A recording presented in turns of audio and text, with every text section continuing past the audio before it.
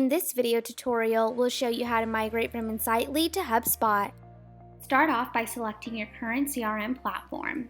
Once you've selected your target CRM, hit Authorize. You'll also have the option to perform fields mapping. In this step, you can edit your user's mapping. You'll see how our system mapped your source and target CRM fields for each object with the option to change fields as pleased.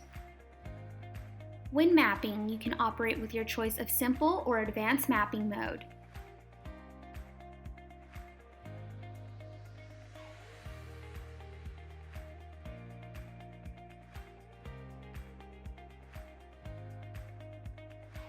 You can view this same information on the target CRM columns over to the right.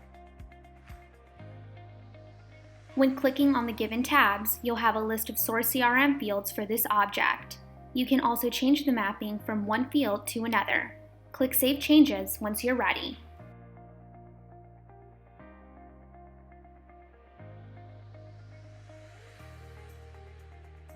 You can also see the drop-down field mapping, edit, and save changes. In advanced mapping mode, you can view fields usage and types.